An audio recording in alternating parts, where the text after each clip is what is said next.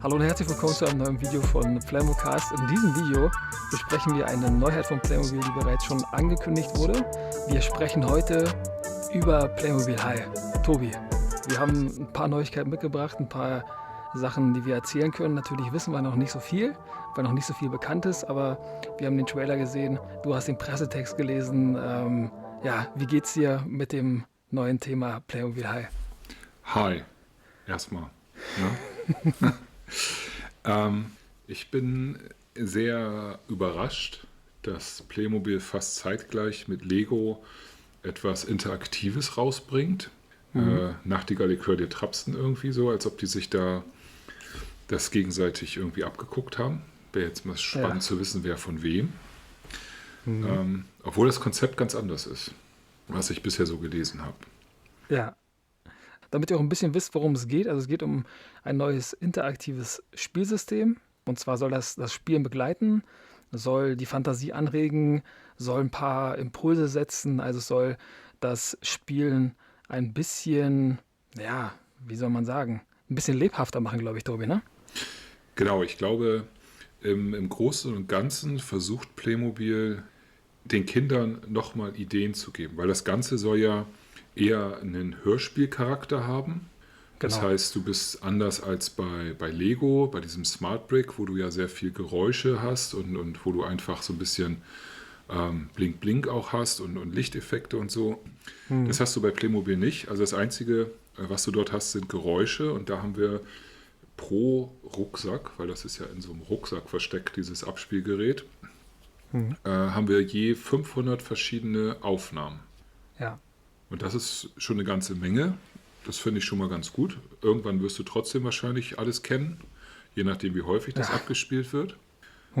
Und verteilen tut sich das auf 4 verschiedene Bereiche.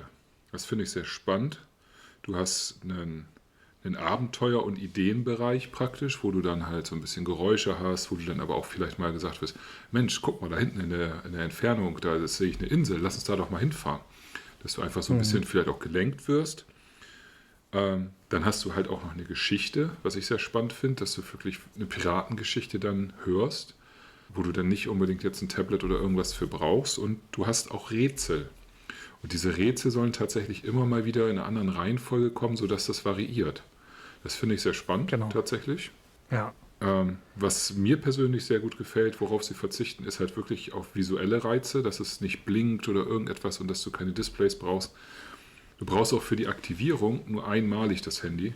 Also das können die Eltern dann einmalig machen und danach geht es offline. Das ist natürlich, App brauchst du, aber dann halt nur für die einmalige Aktivierung und 4 Stunden geht der Akku. Ja, das ist schon ganz gut, ne? Ja, ich denke auch, ne? Wenn du dann alle 3 Tage oder 4 Tage das dann irgendwie aufladen musst, passt das? Die Frage ist, das haben wir noch nicht rausgefunden, kann man den Akku irgendwann tauschen oder muss man da dann ein neues Explorer Pack, heißt es ja, kaufen? Ja. Da müssen wir mal schauen, ne? Da müssen wir mal gucken, wie sich die Sachen entwickeln. Die Sachen kommen auf jeden Fall im September auf den Markt. Dauert also noch ein bisschen. Ist natürlich so ein ganz gutes Programm, finde ich. Also mir gefällt das auf der einen Seite ganz gut. Auf der anderen Seite habe ich so ein paar Bedenken, über die wir gleich auch nochmal sprechen können. Aber sonst finde ich das mit diesem Hörspielcharakter, das finde ich gut gemacht. Also dass du einfach ein paar Soundeffekte hast, dass das ganze Spielen so ein bisschen lebhafter und authentischer wird. Spielideen sind dabei und kleine Spiele so. Das ist schon ganz cool. Ich stelle mir nur so ein bisschen die Frage, inwieweit das so nötig ist, weil wenn ich so an meine Kindheit denke, dann ist so Inspiration natürlich immer ganz gut, ne? Aber das haben wir dann irgendwie anders gemacht, indem wir einen Film geguckt haben oder so und uns da so ein paar Sachen dann rausgenommen haben, die wir dann spielerisch irgendwie verwenden wollten. Und ich weiß nicht, wie sehr das hier sinnvoll ist, wenn man das so komplett lenkt. Ich meine, es soll ja nicht komplett gelenkt sein, aber im Grunde genommen spielst du ja, weil du spielen willst und nicht, weil du dafür irgendwie eine Anleitung brauchst und dann machst du es so nach Anleitung. Weißt du, wie ich meine? Ja, das ist auch mein Gedanke gewesen, als ich das gelesen habe oder beziehungsweise mir angeguckt habe, weil du halt dann schon so ein bisschen gefangen bist in so einer Blase. Es ist bei mir zum Beispiel früher als Kind gewesen, dass man auch ja aufgrund seiner Fantasie Dinge gemacht hat. Also das habe ich dir, glaube ich, auch schon mal erzählt. Ich habe früher, meine Western-Figuren hatten Jeeps und Geländewagen und ich habe das teilweise vermischt einfach so, weil Es war halt einfach so, war eine andere Zeit, war eine Zeitreise, was auch immer. Ja, Und das war natürlich etwas, was du für dich selbst entwickelt hast. Hast du ja auch gar nicht so eine Vorlage gehabt. Und das ist natürlich etwas, ja, wo wir jetzt vielleicht hingehen, wo du jetzt sagst, okay, jetzt spielen alle dasselbe sozusagen. Alle haben dieselbe Geschichte. genau, Und das ist natürlich etwas, wo du dich ein bisschen einschränkst. Wir haben noch nicht erwähnt, welche Welten wir haben.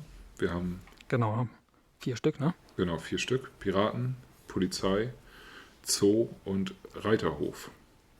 Genau. Was ich sehr spannend finde und was wieder ein Pluspunkt gegenüber jetzt auch diesem Lego Smart Brick ist, du musst keine neuen Sets kaufen, sondern du kannst deine bestehenden Sets einfach umrüsten sozusagen. Das sind ja nur diese Aufkleber, die du brauchst. Und dann klebst du Genau. einfach an dein Piratenschiff und das ist auch egal, ob das aktuelle Piratenschiff ist oder das Piratenschiff von vor 40 Jahren.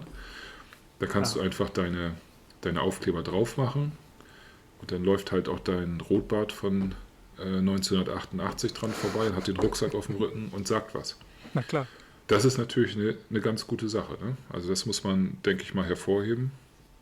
Ja, das ist ziemlich cool, ja. Und Aber generell ist ja auch immer ganz cool, ja, wenn das Spiel so ein bisschen begleitet wird, so an sich. Ne? Also wenn du einfach ein bisschen Soundeffekte hast und so. Aber ich sehe auch da so ein paar, weiß ich nicht, so ein paar Punkte, weiß ich nicht, bei denen ich mir so denke, das muss vielleicht auch unbedingt nicht sein. Also vielleicht spielt man nicht mehr so wie damals. Also ich weiß nicht, wie das heutzutage abläuft, aber früher ging es auch ohne, ne? Und dann war das auch okay. Dann kannst du deine Soundeffekte auch selber machen. Da brauchst du nicht unbedingt mediale Unterstützung, finde ich. Natürlich ist der Ansatz hier cool und natürlich wird sich das Spiel auch verändert haben. Aber ich bin da ein bisschen zwiegespalten.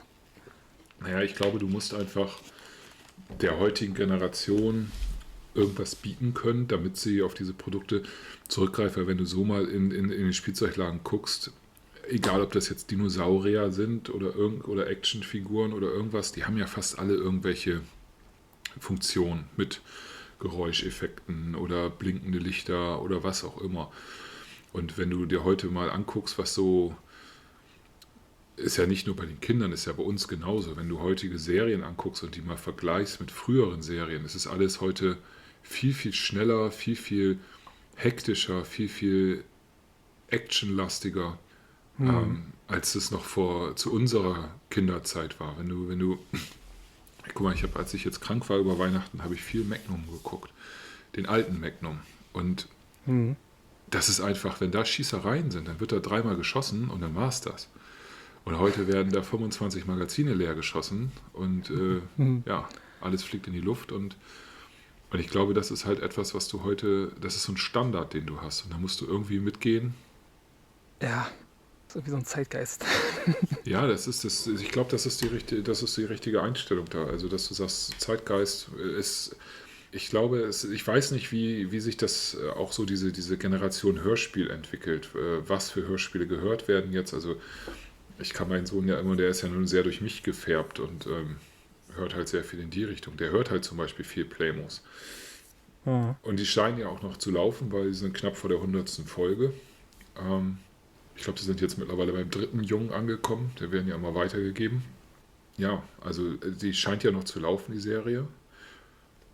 Und ich finde, da hast du ja auch Inspiration. Hm. Ich glaube, wir lassen uns mal im September überraschen. Es gibt ja auch noch keinen Anhaltspunkt dazu, was es kostet. Habe ich zumindest nicht gefunden. Habe ich auch nicht gesehen, genau.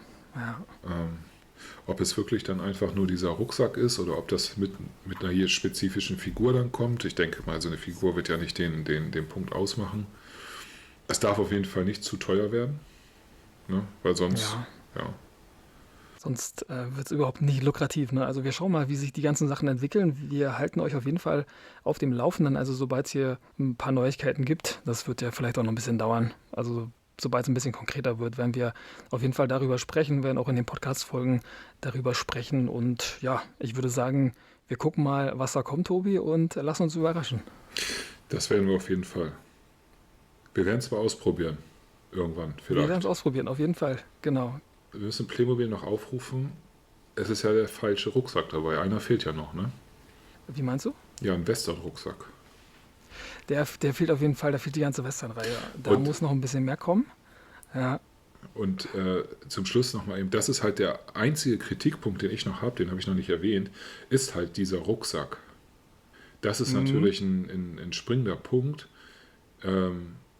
Das sieht ja aus wie so ein Marschgepäck von der Bundeswehr, so ein bisschen. Da ist halt die Frage, inwiefern inwiefern das Kinder vielleicht stört. Also wenn du jetzt zum Beispiel mal Richtung gehst, keine Ahnung, Richtung Prinzessinnenwelt, willst du der Prinzessin so einen Rucksack aufsetzen? So wird es ja vielleicht aussehen. Vielleicht gibt es da noch eine, weiß ich nicht, so eine Designertasche oder so. Aber ich denke mal schon, dass das auf den Rucksack beschränkt ist.